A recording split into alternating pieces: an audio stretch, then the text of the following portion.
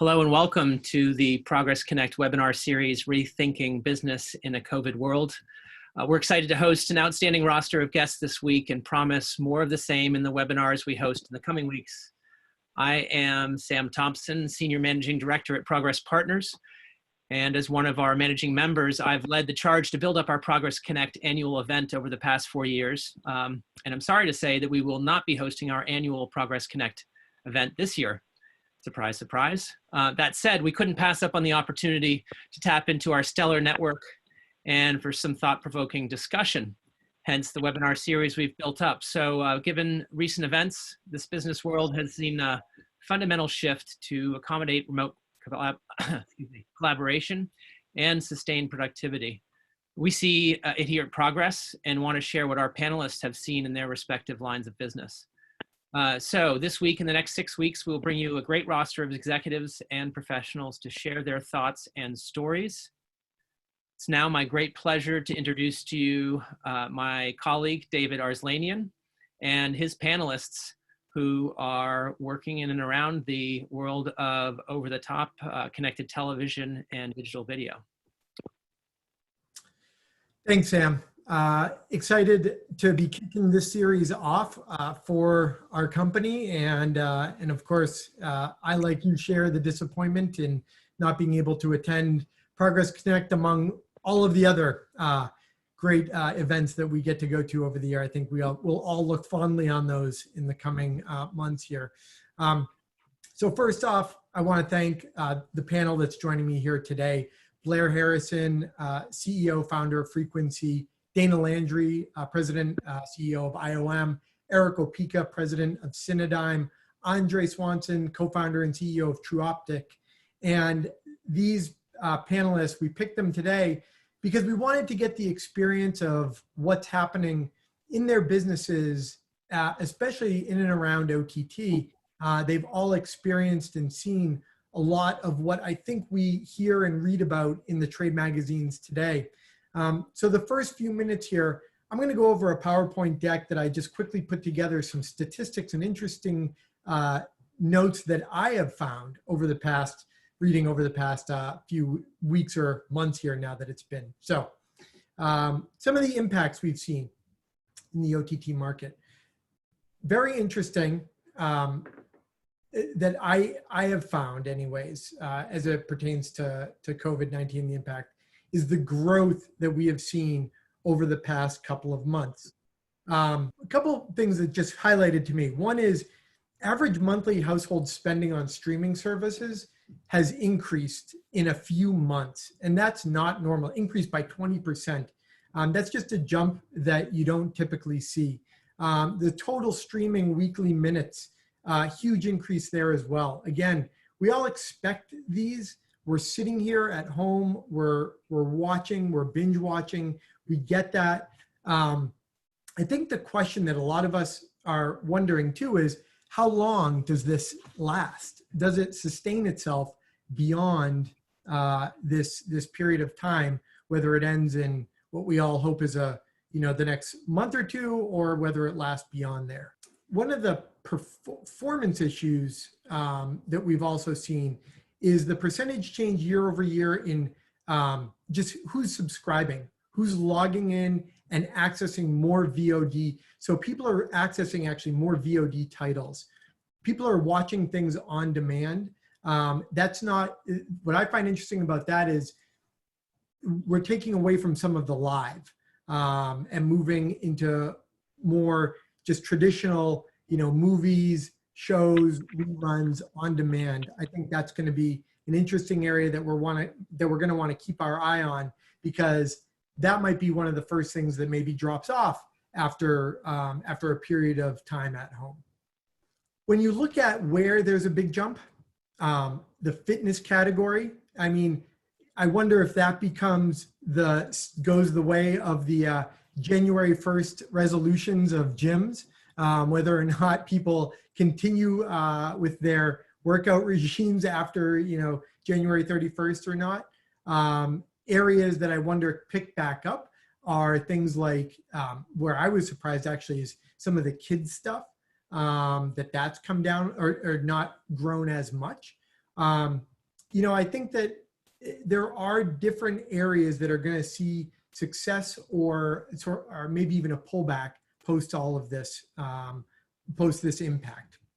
And of course, my next slide is one of my favorites, which is that it is growing across the spectrum.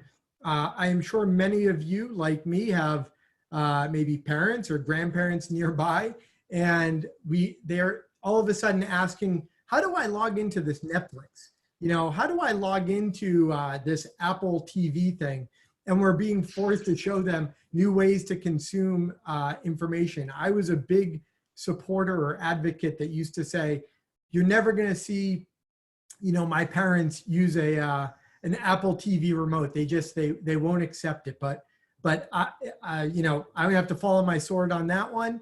I spent 3.5 hours trying to explain why it's a circular button and there aren't numbers on it to my parents. But they are starting to consume media in ways that I never thought possible. And so I love this slide because it really does show it's increasing across all age demographics. It's not just millennials that are bored at home right now. It's baby boomers as well.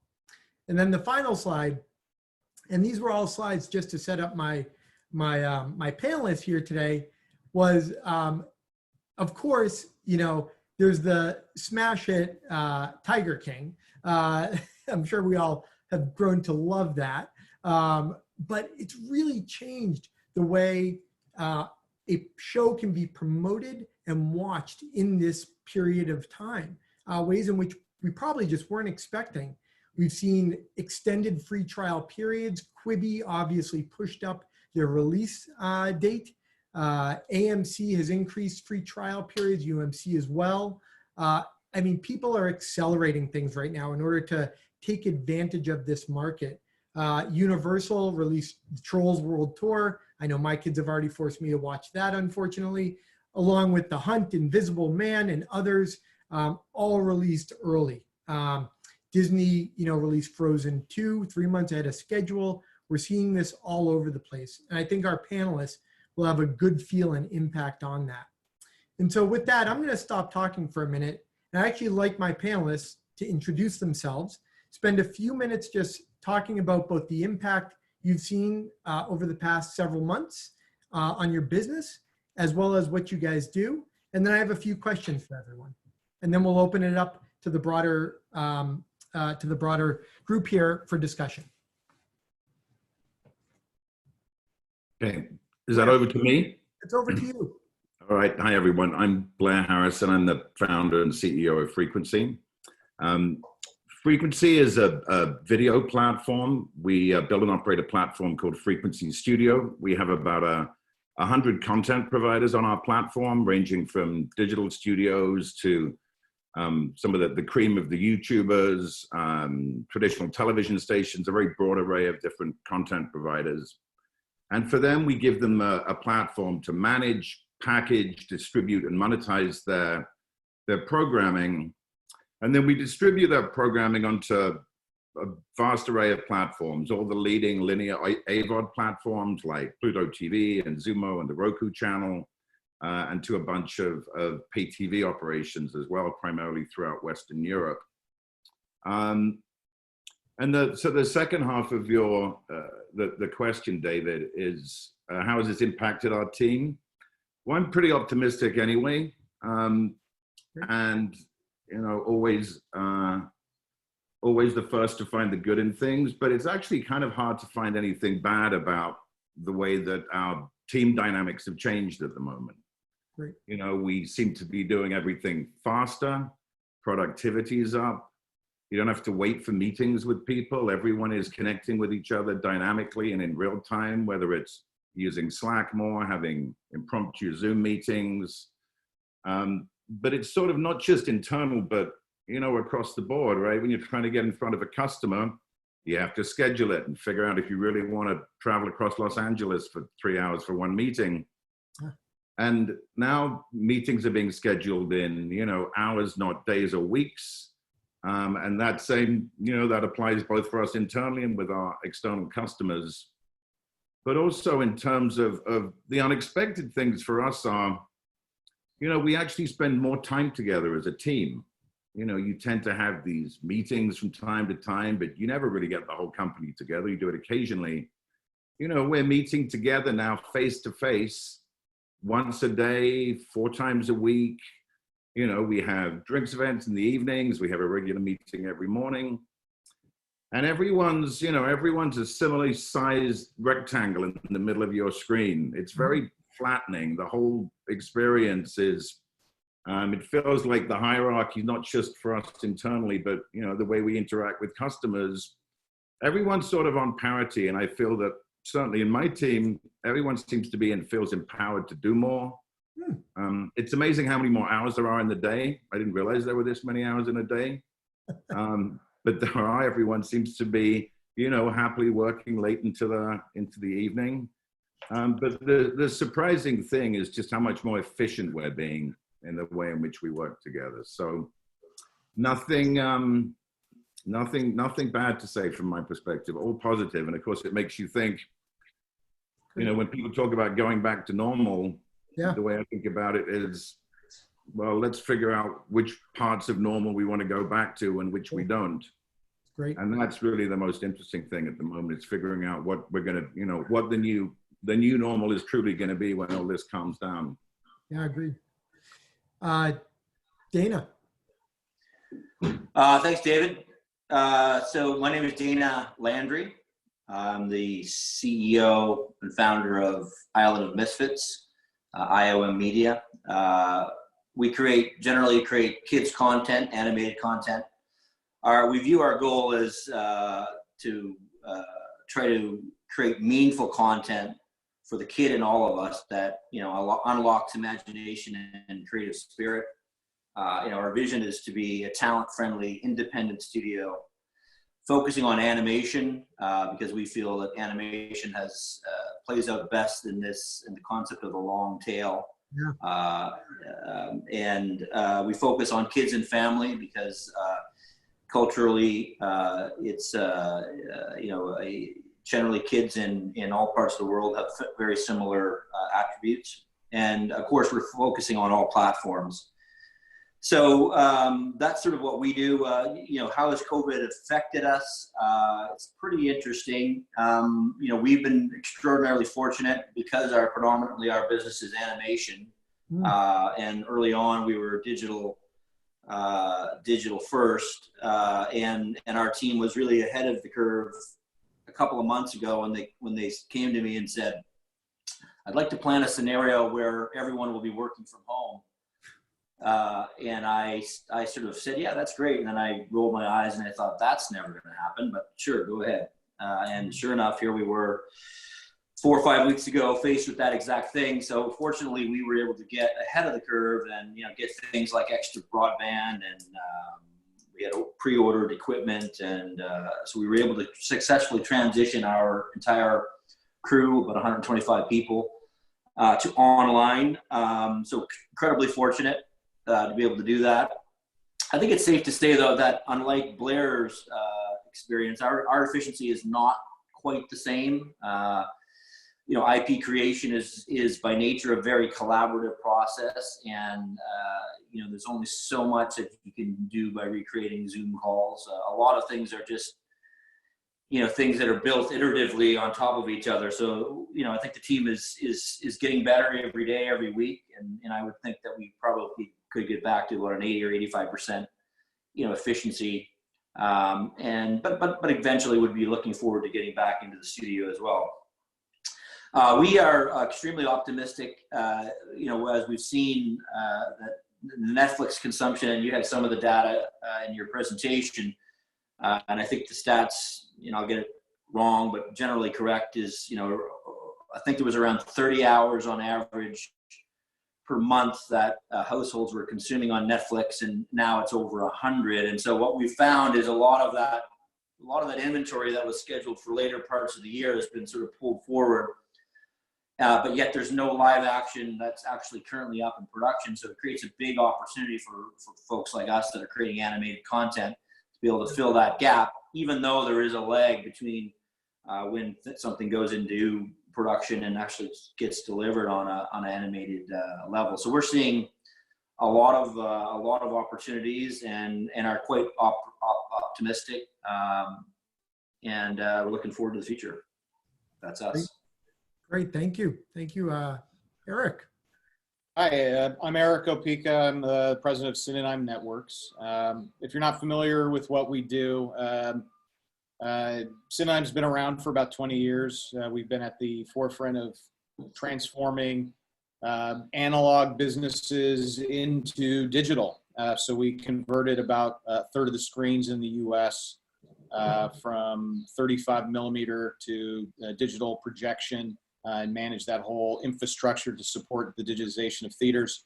And then, you know, I was one of the founders of a branch of Synonym called New Video, where we basically began the aggregation process of digital content for that first wave of digital platforms like iTunes and Netflix when it launched, and everyone else. Over the last couple of years, Synonym Networks has been focused on building and operating streaming services, both in the subscription side and predominantly over the last 18 months, we've been focused on building ad-supported businesses, both free ad-supported linear, as well as AVOD apps, with a particular focus on both of those on connected television. So, and today we just had a major launch today, bringing with American Public Media and the Bob Ross estate, bringing Bob Ross's Joy of Painting as a linear channel into about 85 million homes. So, so telling you, you know, we're doing launches in the middle of this. I think one of the biggest impacts that we've seen, or one of the benefits is, you know, being a company that specializes in migrating analog and old line businesses into the cloud, leveraging cloud technology.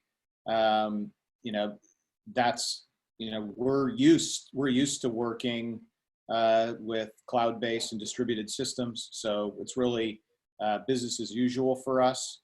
We have teams, far-flung teams throughout the globe that we've already been interacting and working with on a predominantly virtual basis. And so we're pretty used to it. I think the biggest challenge we have is, of course, you know, the surge in business has necessitated a pretty dramatic increase of uptime monitoring and keeping a very close eye on making sure systems don't go down for monetization. So, you know, we've had to increase, you know, the amount of staff and timing we place in that regard. You know, we've seen just over the last 60 days, we've seen probably a 30% increase in total consumption month over month. From February to March, it was about a 28%. And in this month, we're seeing about a 20% increase. So slight decline, but still, you know, pretty dramatic surge, especially given I don't have Tiger King, you know, but you know, we do have Bob Ross, so maybe I'll push that number back over month. But you know, look, I think you know, the biggest opportunity that we see here is as you know, that the viewership and ad dollars accelerate to the OTT environment. We really want to be ready with great products to capture those audiences. So you know, the team is actually very motivated and excited in the face of this because it's presenting a pretty unique opportunity and challenge as viewer behavior changes. It's great. Yeah. Andre, are you a big fan of Happy Trees? I mean, if you were a Bob Ross fan, I guess you would have to be a Bob Ross fan to know what I'm talking about there, but yeah. Yeah, that's the guy with the fro from like PBS back in the day that paints. Okay. A lot of Happy Trees. Yeah, yeah. I was never good at that stuff, but I do remember it from being a kid, though, for sure. Tell us about True Optic, Andre. So Andre Swanson, CEO, co-founder of TrueOptic. TrueOptic powers most of the identity resolution and audience segmentation across the over-the-top ecosystem. And so what that means is the majority of the programmatic platforms, ad servers, a lot of the largest publishers use us both on the buy and the sell side to be able to associate either third-party data or first-party data for audience targeting. So we don't have our own data in terms of we don't create our own segments, but what we are is a partner for large data providers like the IHS for auto data, or TransUnion for household income data, Kantar for other, or Nielsen Catalina for purchase data. And we map that through our household graph, which covers a little over 81 million homes in the US. Back to all the OTT devices, connected TV devices. So whether that's a smart TV, a connected device, a gaming console. We also do the same thing across streaming audio and video game advertising. So, think of us as kind of ID and audience data for streaming media. In terms of how, COVID has impacted us, I look at it as two ways. Kind of, the most important way is more kind of our people, right? Our staff and their families. And we've had, only 2 people have COVID, and it was well after we had already closed down the office and had everybody working remotely, and thankfully both of them are on the mend. So we haven't had any catastrophic impact from that standpoint. To some of the points that others shared early, what has been unique about us, we already had a relatively flexible work from home schedule, so we already had all the infrastructure in place to be able to do that. Never everybody doing it at the same time. We actually, the last day the office was open was the day of the grand opening of our new office. So talk about anticlimactic, right? After a year of renovations to shut it down in like a day. But, we saw from February 15th to March 15th, a 54% increase in ad-supported OTT traffic across the ad tech platforms and publishers.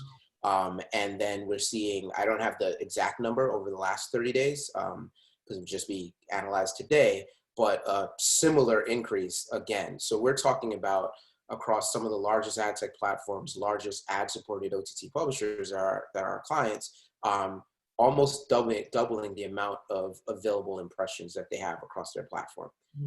So the big challenge for us has been, these numbers are numbers that we forecasted seeing in Q4 of 2021 in terms of scale. Wow. So we went out and we just dropped a few $100,000 on new infrastructure in our data centers a year and a half early, right? Luckily, we're fortunate enough that we had the ability to do so. And at the same time, because we're literally talking about OTT, streaming audio, and gaming that are all exploding at the same time, and bringing on, Q1 was far and away our best quarter ever in terms of kind of new client acquisition and other things. It's also trying to onboard more account management reps and stuff like that remotely, which is not something that we've ever done before. So I think they're all good challenges. I think overall we're really fortunate. We're definitely not complaining, but I think the really, if I could kind of summarize it, is we've pretty much moved up the streaming media ecosystem by like 6 quarters in 6 weeks. I mean, that's pretty much the best way that I can summarize it. I mean, it's great. And thank you all for sharing sort of the personal side too of what's happening at your business, in your businesses, and, from an operational to a corporate perspective. I'm going to ask a few questions here of some of the members on the panel, and then I want to get it into the rest of our participants of this, because they have some questions as well. But first one I'm going to ask is to Blair, and it feeds off of what Andre was just mentioning, which is, Blair, how's your team changing to some of these customer needs right now? We just heard Andre mention it at the end there, but as people spend more time viewing OTT, how's your business, how's your team managing that really? And then, are you measuring any of this? You think it's going to sustain itself? Yeah, so I think like Andre, Q2 for us is going to be our best quarter ever, and that's on pretty much every metric. But the most interesting thing, and we're fully cloud-based, so we've been very well prepared for a long time, not just to migrate our own activities to this new environment, but to support our customers. We don't have any physical anything in our universe. But the amount of sort of unsolicited inbound business we've got is off the charts. We power video experiences for people. And unsurprisingly, that's growing wildly at the moment. I think I talked earlier about how we responded to our customer needs. I mean, really, most of the way we interacted with them was virtual online anyway. But what we've got is a lot more velocity across the board. We really think about things in three core ways in terms of how our business is performing. We think about sales cycle, deal cycle. What matters to us is customers coming onto our platform with content and then building our distribution footprint. We will have grown the latter from about just over 100 million addressable viewers a month to about 130 million by sometime next month in May, which will be basically a 30% jump in 2 months. So that's huge. And whilst, again, as Andre said, we were expecting to get there, but we weren't expecting to get there until much later this year. And all that stuff has been accelerated. And deal cycle, there seems to be more urgency. People aren't waiting now to schedule an in-person meeting 2 weeks out. They're like, let's go, let's get it done, because we know we're doing this and we're doing more of it. So our deal cycle just in the last 4 weeks is kind of half what it normally is in terms of the time it takes us to get someone signed up.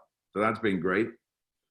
We're a software company, so we measure the velocity at which we're releasing software that's planned a long time in advance. But as I said earlier, there's a lot more hours in the day, so that's up about 15, 20%.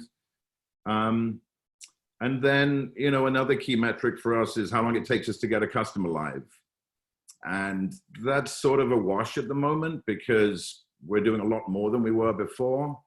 But like on a per customer basis, it's faster. I mean, everything just seems to be quicker. It's amazing when you take a lot of the sort of baggage out of your day, whether it's spending 2 hours in a car or walking around to different meetings, everything, it just speeds up. It seems to have more continuity as well. So, on those three metrics, which is growing our business, building and operating our platform, and getting new customers live, all those things are way up. So we're delighted.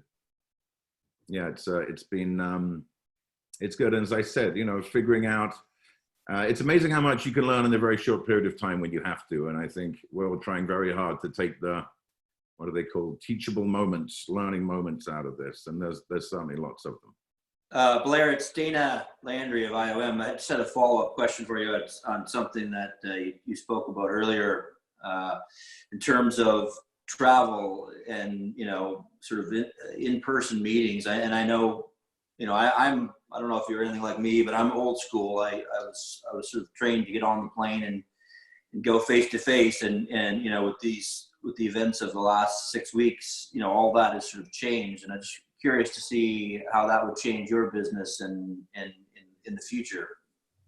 Yeah, I think I'm like you, maybe not quite as old school, but yeah, I was the same. Like I got customers in 7 countries in Western Europe, and I was there every 3 weeks. A bunch of customers around the US, and yeah, I would jump on a plane at the drop of a hat. I'm obviously not doing that now. But again, it's one of those things that when you're not doing it and you can't get upset about not doing it because you're not going to, and you figure out how to work in this new environment, it's amazing how much less jet fuel and money and hotel rooms I'm spending money on, and yet seemingly because no one else is doing it either, everything seems to be working fine. I mean, I miss it, but I'll we'll get back on the road at some point. But no, I think it's just it's a change, but it's positive. Yeah, I'm with you there, and I think it is one of those things where we'll look back and we'll say, God, we were traveling a lot. Maybe we didn't need to travel as much, or maybe a lot of us will go travel again because we enjoyed it. I know there are certainly certainly those. It's amazing how many of my friends, CEO friends, whose real estate leases are up later this year, and I've had conversations with half a dozen recently who said, "Yeah, I'm not doing that again." Yeah. They're not going to take all that space, all that physical space. That's going to be a permanent change, and I don't think, that hasn't rippled through yet, but it will, and I think it'll be one of those very long residual impacts of what everybody learns from this. It will. And in fact, I think actually, Eric, you and I had talked about that too, just about all the various, office space uses. And do we need that much? And, one of the things I want to ask you, just because I know you're really close to this, is, just a year ago, Amazon, Hulu, Netflix, basically the big guys were around 70%, 76%, I think, of the market. Now we're seeing they're closer to 69. So even though the market's expanding right now, they're not capturing as much of that market share. So it's going down. That's interesting. That was per a Nielsen report.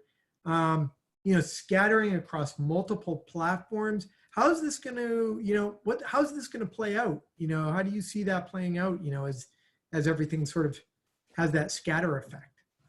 Right. Well, I think, as you look at kind of what's happening, there's a lot of different arenas, but I think it's undisputable that to compete at the sort of general entertainment level with a broad-based service requires being, anchored to, $100 billion plus market cap company to really effectively compete.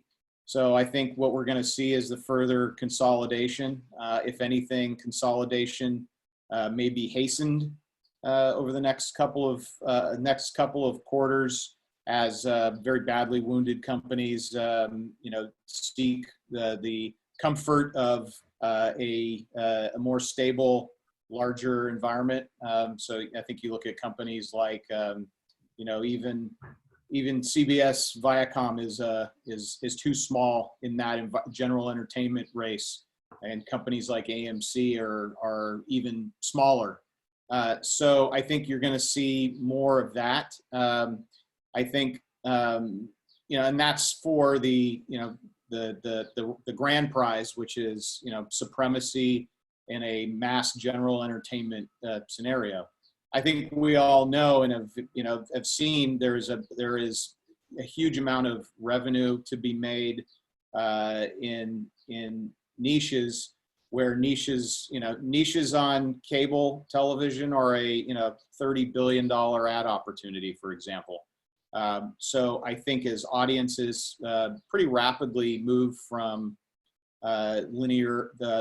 traditional linear television. I saw somewhere somebody said that the increase in linear television would be like saying, in World War I, the lack of engine parts does not necessarily mean an increase in horse travel. It's a temporary blip, and I think you're seeing a temporary blip. But the longer term economic pain that may result out of this means people are going to cut very expensive triple play packages and bloated cable bundles and move to either slimmer bundles, are going to take advantage of the 200 free linear channels that are baked into their TV.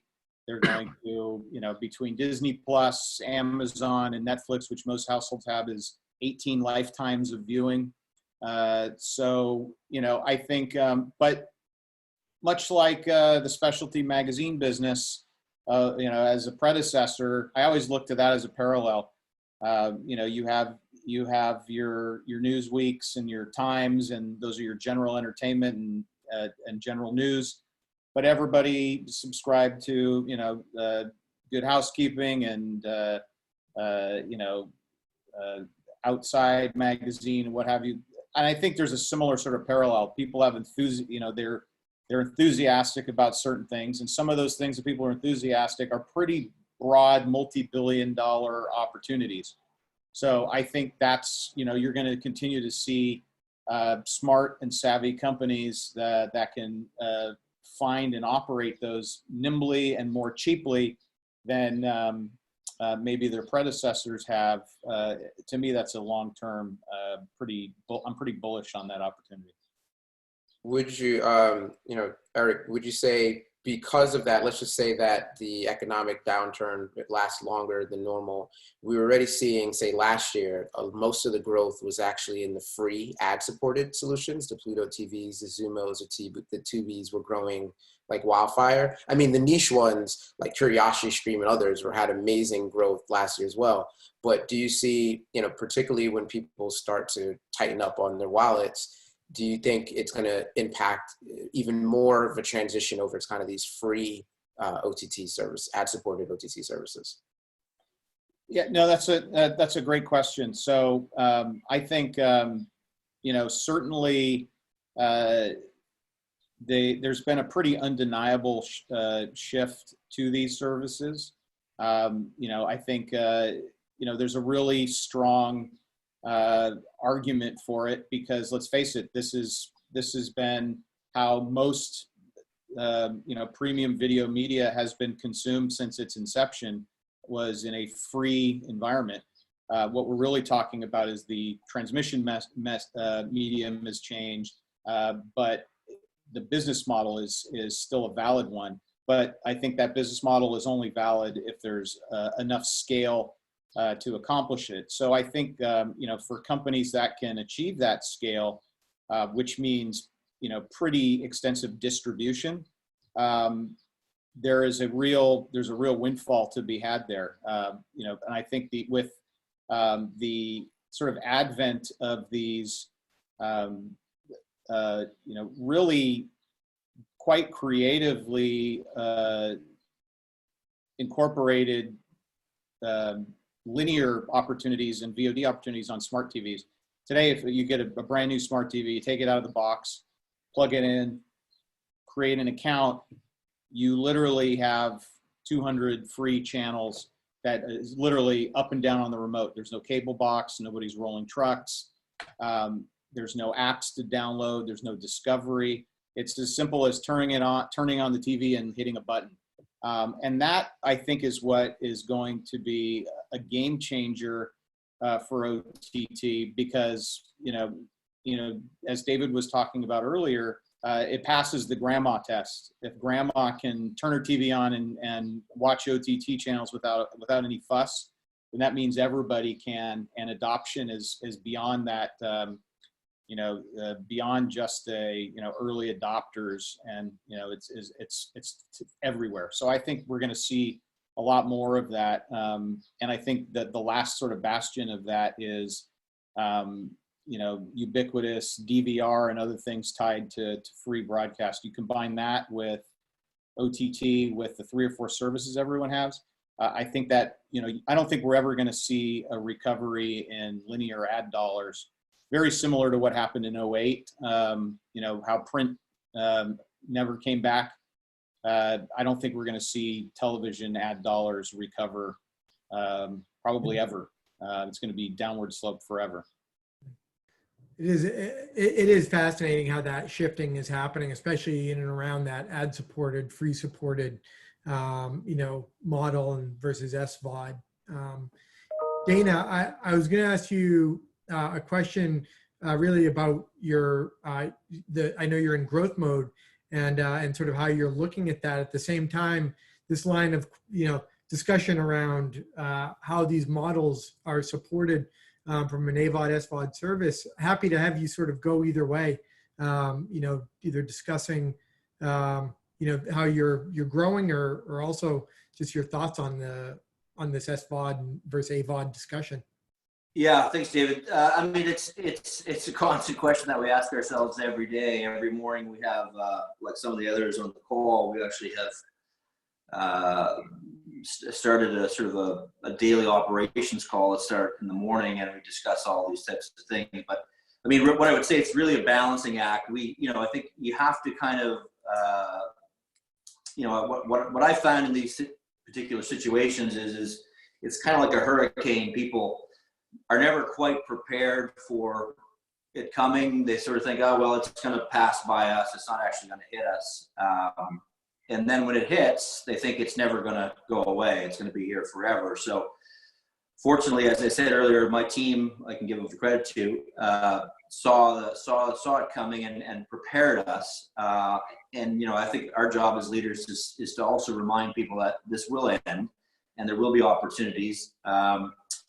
Having said that, you also have to survive. I mean, sometimes survival is a key thing in these situations where, and the companies that do survive, certainly in the content space, particularly on animation, we think will be a huge opportunity for going forward. Because I don't see, all of the other panelists have been discussing this consumption that's gone up, immeasurably over the last, 6 to 8 weeks. And I don't see that stopping anytime soon. I think a lot of the services are, one of the good things that we've recognized many, many years ago is that kids and family programming really provides a nice stickiness to these services. The consumption is somewhere between, on any one month, 20 to 25% of all things being watched, on Netflix, for example, is in the kids space. And yet they're only really spending about 20% of their annual budgets on it. So we think there's a huge opportunity for continued growth. And, going forward, a lot of the new services, whether it be streaming services, in the form of subscription or combination of advertising and subscription, like a Quibi, they're sort of imitating the behemoth that is Netflix, and they're looking and saying, okay, great, what works? A broad cross-section of content appealing to the entire family. And yes, it's mom or dad that ultimately, subscribes. But if anyone, I would encourage anyone on this call to have a little bit of fun at home tonight. If they go home and say they're going to cancel Netflix, and see what kind of revolt you get outside the kids, that really stems from their consumption patterns. Kids tend to watch television on a daily basis, and repetitively over and over and over and over and over again, as we've all known. I can personally say that because I had to sit through Finding Nemo, I think 100 times in my life.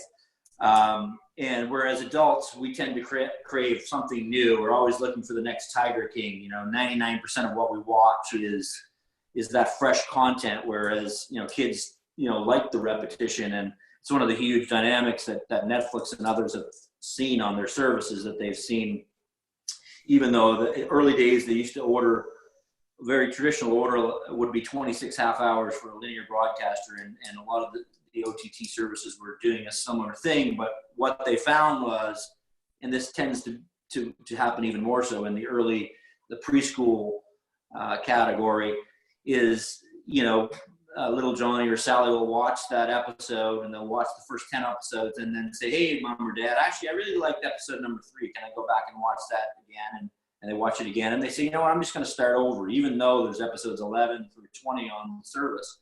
They tend to find that repetition. So, there's a balance between folks like us that are looking forward to trying to sell our library into these OTT services and take more than less, but yet them balancing it off. So I think what we have to do is try to look forward and see, okay, well, there's real opportunity here, and make, plan accordingly. So we're focusing a lot of our cost, resources, money, time, people on developing IP that we think can last, years rather than months, and balancing that off with obviously trying to deal with delivering, the productions on our existing client base, which, it is that balancing act, which you're constantly trying to figure out what the right way to go is.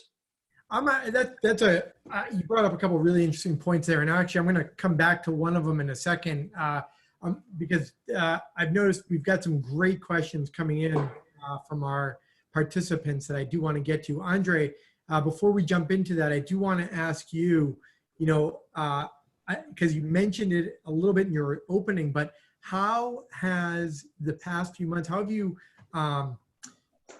the change, or the increase rather, in everything from DMPs to identity management platforms within OTT, how have you seen those increase, the usage of those increase over the past several months? Yeah, I mean, I would say not even months. I mean, just over the last 6 weeks, it's been pretty dramatic. So we have a couple factors, right? So we have this massive spike in OTT consumption. So it's new homes, net new homes watching OTT, ad-supported OTT for the first time. And then it's existing homes having more time spent watching ad-supported OTT at the same time. So that's what's driven the growth. You have some advertising verticals that have fallen off or pull back. You know, auto has pulled back significantly. Travel is, you know, completely, I haven't seen anything really there. They've dropped. But then you have, you know, direct to consumer brands jumping into OTT like crazy, all the delivery people, a lot of finance, and the media industry, a ton more tune in, as well as the video game industry. And what I think one of the reasons why we're seeing this massive uptick in the amount of audience segments and the targeting that people want to do is connected TV is not a cheap medium. The average CPM cost on connected TV is significantly higher than linear television or traditional digital. And so what you're not seeing in a time like this is the general brand dollars. I don't think that's what's been pulled back. And you're seeing a lot of people wanting to, I need to have the targeting because, for example, if I'm selling a certain product, I know households, say with over 200K income or 150K income, are far less affected than other households. And so we're seeing people really doubling down on household income as a metric. People wanted to use more of their own first party data to kind of keep their own existing clients or keep engaged with them, even if it's some other sort of, hey, we're with you through this messaging. And then also measurement has been even more important with people really doubling down on deduced household reach and frequency. Again, going further away from the branding and saying, I want to reach only the people that are going to spend money with me. And I want to make sure you're not saturating them, especially in this time. So that's where we've seen both on the supply side with the publishers using our data management platform, as well as with the thousands of agencies and brands that are using us on the demand side through the different ad tech platforms. That's great. That's amazing too. That how they're using it differently. And that CPM number is always sort of staggering to me. I'm gonna move into some live Q&A.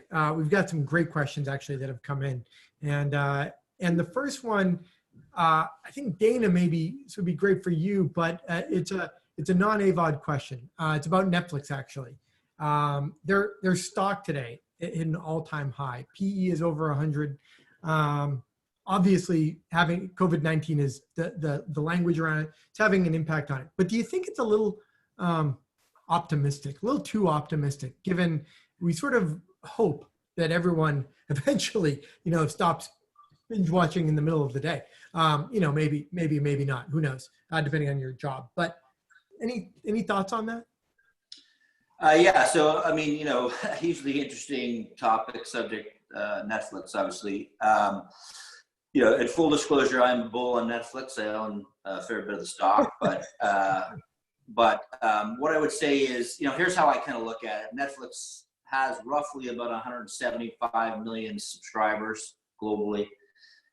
And although it's not exactly apples to apples, Facebook has roughly about 2 billion people on a monthly basis that sign into the platform and do something on a monthly basis. So, I understand that Facebook is individual, whereas Netflix is household. If you assume that 4 or 5 per household, 2 or 3, 4, some version, I would think Netflix has a pretty good runway to maybe even getting close to, several hundred million more subscribers. And so I think if you do that math, and you also compound the fact that, Netflix is, I'm a Canadian, I live in Toronto, it's $13 a month. It's probably similar in the US. For what you get for that price, it's so well priced. Obviously each of us has their own thresholds and what we can do in terms of consumer spending, but certainly if they doubled it, I would continue to subscribe. And so I think that gives them a lot of opportunity to continue the revenue growth. Having said that, they are spending massive amount of money on content, and their goal, which has been ratchet focused, which it has been on new subscribers and maintaining those subscribers. And I think there's a dynamic of price, also good value. People perceive it as good value. I think kids and family is another aspect, as I mentioned earlier, to keep that stickiness. But I think that that the trend is continuing forward, and I could see a future where you're going to your bundle perhaps mainly for broadband connectivity, and maybe a few add-ons for sports and a few other things, and Netflix being one of those other anchor things. You then factor in things like where does Peacock fit into that? Where does Disney Plus fit into that? Where does any of the other non-AVODs? I think each household will have their own sort of favorites, and ultimately, not all will survive, of course, but they've got such a huge lead that it's hard to imagine that they're not going to be a force to reckon with going forward. So, that's what I would say. Yeah, it's an interesting one. I mean, it's not just Netflix. Obviously, it's others, and of course, a lot of the panelists here today. I mean, we love to see it, and we wonder it all the time. And as it pertains to multiples, we all think about it. So, thanks for those thoughts. Another good question that just came in. Sounds like streaming. Let's talk about streaming consumption patterns. They're continuing to increase rapidly across these companies. How about ad revenue increasing at the same rate? Are advertisers taking advantage of this, or are we seeing advertising dollars dropping off and people are really looking for these, not or going more towards the SVOD services? Maybe Blair or Eric, either one of you have a thought on that? I'll let Eric take this one. Sure. So, in terms of, so I think, that's something that we're really experiencing here. And I think you want to take a look at it in both, short term and long term. So in the short term, I think, if we think about the ad piece is really simple. It's a function of, of the total number of available impressions. Has a direct correlation with the rates that are being charged, right? So it's, the more supply there is, if there is not sufficient demand to meet it, then obviously CPMs come down and in turn revenues decline. So I think what we're seeing is two things happening at the same time. One, a massive increase of viewing consumption increases the total number of ad requests that are being made. At the same time, the amount of campaigns requesting to fill those are decreasing. So in the short term, I think you will probably see, combine that with direct sold campaigns that are, being paused, press pause, plus programmatic. There's a lot more demand chasing fewer bids. You're going to see either CPMs decline and fill rates decline. So there will be a decline in revenue in the short term. However, that, if you looked at the IAB study from last month, one thing that we've seen, and I think it's mitigating this to a big degree, is the tactical shifts that advertisers, agencies, and others are shifting towards in response to the environment we're in today. A big example is moving to more addressable campaigns that are more flexible in being able to start and stop and target, and just being a SWAT team when it comes to protecting your ad spend. And I can't think of a better place to spend that money than on connected TV advertising, just because it fits a lot of the profile dynamics of what advertisers need right now. So I think what you're really seeing is, there was a Magnus study a couple weeks ago that sort of reforecast how the varying video ad channels were going to perform. And I think we saw, traditional linear for the year being down something, 15 to 18%. The only segment that we saw punching up positive for the full year was addressable connected TV. So, in the short to midterm, there's going to be challenges just because of overall macro factors in the economy. But I think as a recovery starts to take shape, this will probably be a sector that's going to benefit the most from some pretty aggressive and dynamic changes that are happening. Yeah, it's great. And look, I just want to say, we're up against the time here. I want to say thank you to all the panelists and participants, everyone for attending. Two things. One is this webinar was recorded, so you're welcome to view it anytime. That's number one. Number two, I also want to say that we're going to stay on just 5 more minutes if it's okay with you guys. There are 2 or 3 more questions here, some really good ones that I want to make sure we get to, and then we'll wrap up. But first, thank you to you guys for if anyone has to leave right now, go right ahead, of course, and we're just going to stay on the line another 5 minutes because there are two more questions here. One of them is for Andre that I know he's chomping at the bit to answer. So, so with that, Eric, I think agreed on all of that, and it actually sort of does feed into the next question, which is around breaking out the growth of OTT via different content types, VOD versus linear. Do you see growth in linear streamed? And then this big question mark around fraud that I think a lot of people have, because people are hearing that there is fraud in OTT and CTV. Maybe I shouldn't conflate those two acronyms, but Andre, your thoughts? Yeah, just briefly on the first part. So we'll be able to. I don't have the stats off the top of my head, but there's the bulk of the growth percentage-wise on ad-supported OTT has been in live because of just, quite frankly, a lot more availability of live sports, things like ESPN Plus. But the majority of ad-supported OTT still happens on on-demand viewing.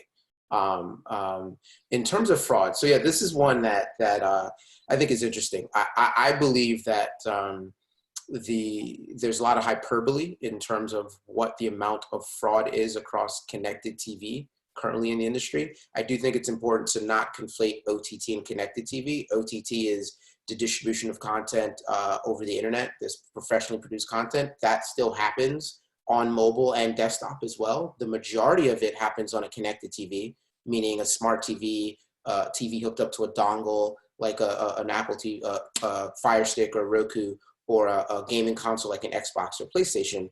But, so when we talk about fraud in OTT, well, everybody already knows there's fraud across desktop and mobile. So if you want to say OTT, of course there is. But when you talk about connected TV, particularly when people throw out numbers like 5%, 10%, 20%, I've heard somebody say 28% of connected TV is fraudulent.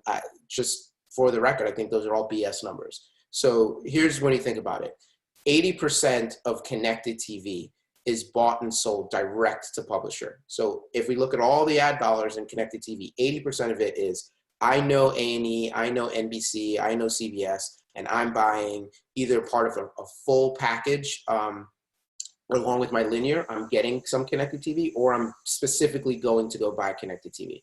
So that means only 20% of it is bought, unless we're claiming that these premium broadcast networks are giving fraudulent connected TV inventory, which I've never heard anybody claim. And then, so we're looking at the other 20% that's remaining that happens programmatic.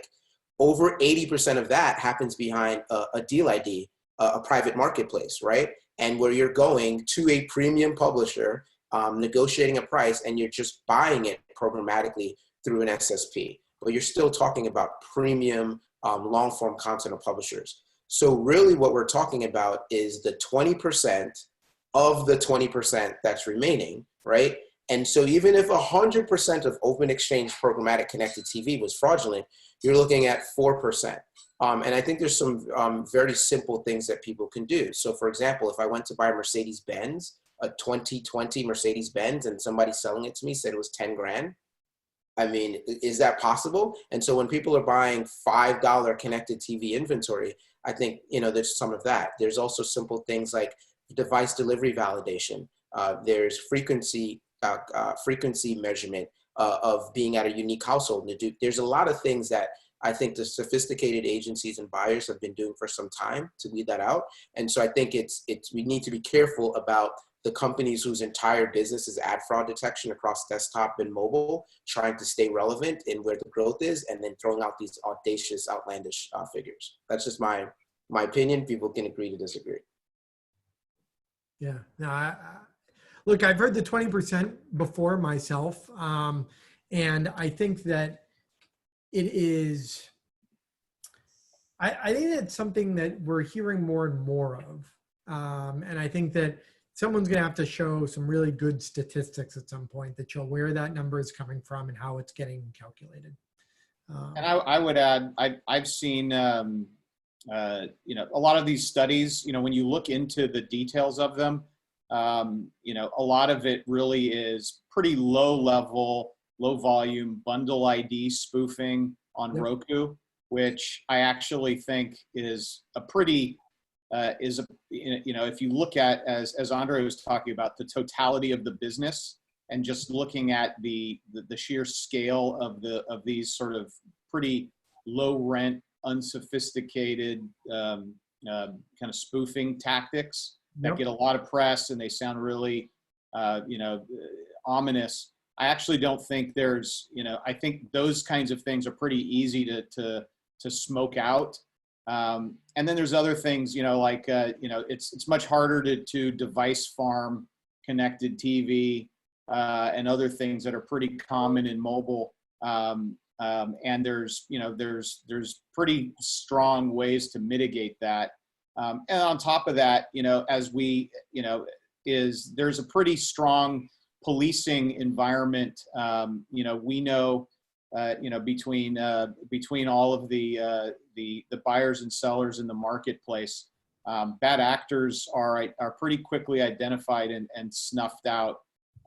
So, my sense is this is, I would agree that this issue is, more hype than anything else. Yeah, that all this on the heels, of course, of Roku just announcing their, Q1 results and saying that they had a 50% increase in streaming hours year over year across Roku devices. So let's hope that they're, keeping an eye on all those rogue Roku devices maybe that are out there. So again, I want to thank everyone on the panel for participating today. Thank all the participants as well for joining us today. We look forward to seeing you on the next weekly session. And please reach out anytime to us at Progress Partners. Happy to make connections where appropriate and get everyone going, even in this time of lockdown. So have a great one, everyone, and look forward to speaking soon.